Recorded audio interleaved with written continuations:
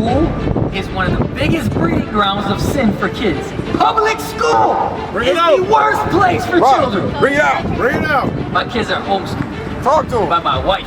Wake him up. Homeschooled by my wife. His are homeschooled by his wife, and now some of it in college. So we can do that. But what I'm saying is that the reason you were so bold in saying, what about your kids, is because we can't even see nothing better for ourselves.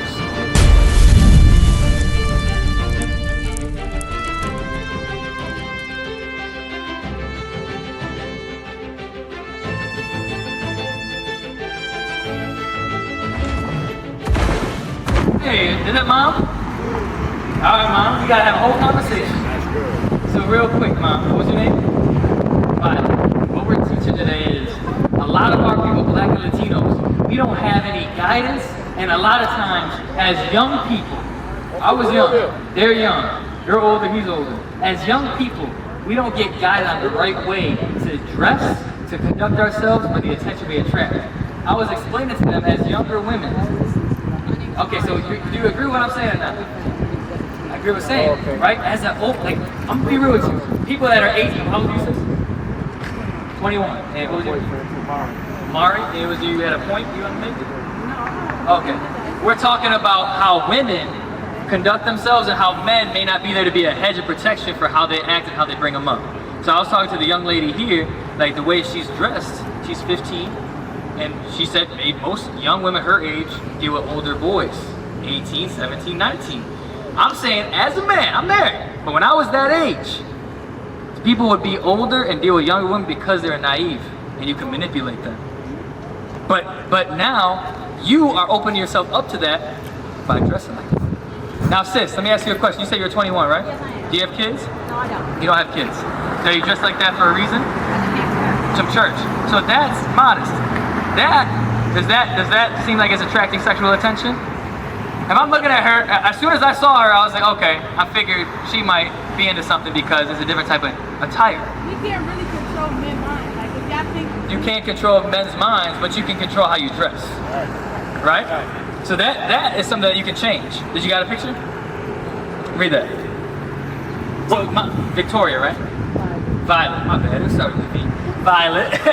I would say this is your challenge and your responsibility as a mom.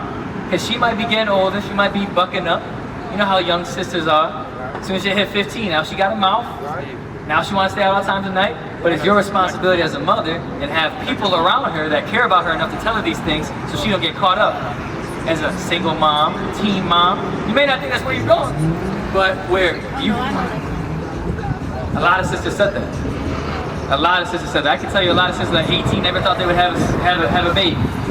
Go ahead. 1 Timothy chapter 2 and verse 9. My mom was one of them. My mom had my older brother, she was 17. Go ahead. In like manner also that women adorn themselves in modest apparel. So that's a commandment. It's not about what the men think. No, you can't control that. Because no matter if you dress like that, there's going to be somebody that's low down that's going to think some way about you because of how you looked.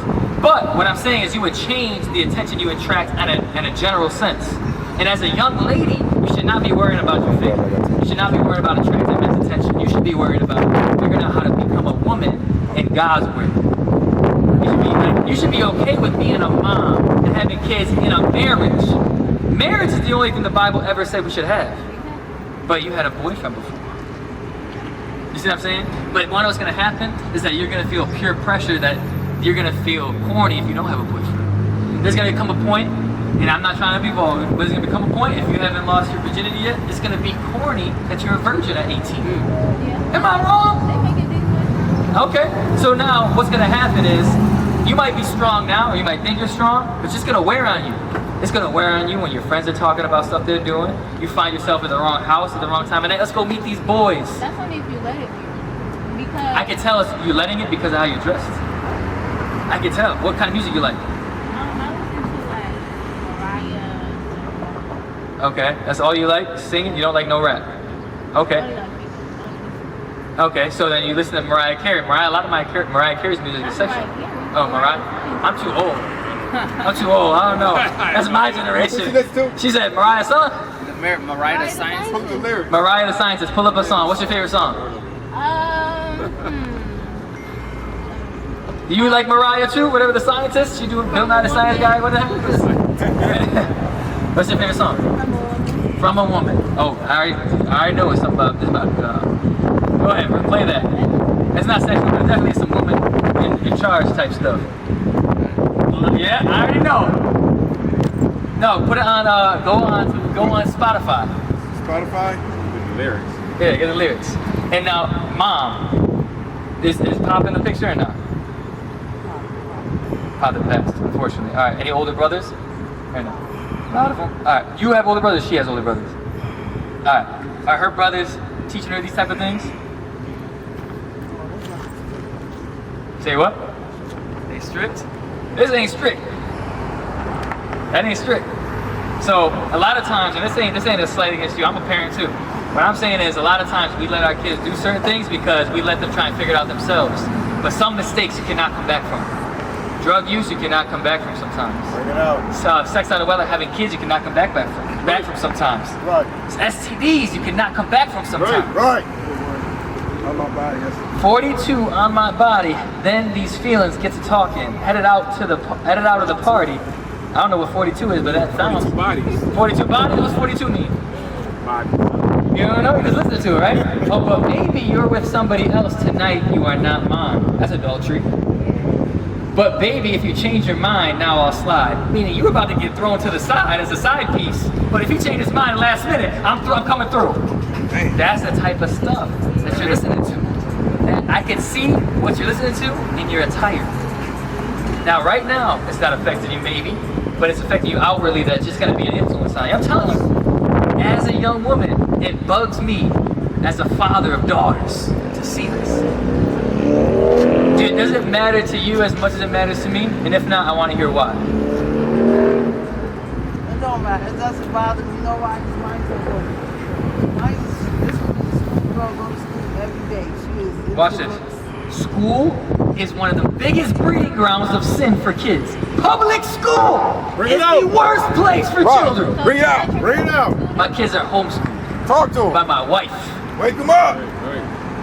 Homeschooled by my wife. His are homeschooled by his wife, and now some of it in college. So we can do that. But what I'm saying is that the reason you were so bold in saying, what about your kids, is because we can't even see nothing better for ourselves. Look at how Viola looking at us like, the hell? What I'm showing you is that we don't consider better for our people. I'm telling you, when they go to school, all they learn is white supremacy history. What's the earliest event of black history you know? Not even. All you got is Martin Luther King, Malcolm X, Harriet Tubman, slavery. Rosa Parks. Rosa Parks. And it goes deeper than that. It goes deeper than that, but the school system set them up that the earliest remembrance she has is slavery. 1873. Just after slavery. Civil War. 1860. That's slavery, that's Emancipation Proclamation. So now, that's what they remember. The first thing they get taught in school that you thought was so safe was that you were a slave, and now today you are still a slave. Bring it out. You just got rights 50 years ago. Let's give a round of applause for Martin Luther King. 50 years ago, you were not a person. You couldn't drink at the same water fountain. And not only that, when they go to school, have you ever seen fights after school? Yeah. She said, yeah, like it's a common occurrence. You thought it was safe. It's a public school. I mean, I know you know that, but my point is I'm saying violent. that it's so normalized. It's so, exactly, that's the word. Mom, where you're like, yo, they're safe, they're at school, they're in the books. She's like, it's normal I see hands get thrown. Now watch this, read 2 Corinthians 5, 15 and, what, 53? Yeah, Evil Communications. Go ahead, watch this, sis. So the public school is going to taint them. They might be good sisters. She got some sense. She used the word normalized. I know she got some sense. Go ahead. Book of 1 Corinthians, chapter 15 and verse 33. Be not deceived. So don't be confused, Violet, as a mother. Go ahead. Evil communications. Evil communications. The music she listening to, I'ma slide by if you choose me tonight. The fights that she's seeing, she's 13. She's like, it's normal, I'm throwing hands at 13. This is a little child. Evil communications. I guarantee some of your friends lost to Virginia already, right? I mean, Okay, so look at, you don't think that if she knows her friends lost to Virginia, they never talked about it, had a conversation about it? we talk about it. Evil communications. Across the earth, the prophets move. From city streets to distant lands, the message is the same. Israel must rise. Through every quest, every journey, the truth spreads. No border can contain it. No distance can silence it. Our nation lives in every moment. In joy, we celebrate marriages. In sorrow, we honor our dead. On the Sabbath, we gather as one. Families rejoicing together, bound by the commandments of God. Yet are we tried. From the stones in Kenya to the hatred in Montana, we endure as a soldier of the Lord. And still, the mission expands. On the airwaves, on the screens, in every nation under heaven, Israel's voice is heard. We build our communities. We raise our children in royalty. We restore what was broken. We clean what was defiled. We show the world who we are.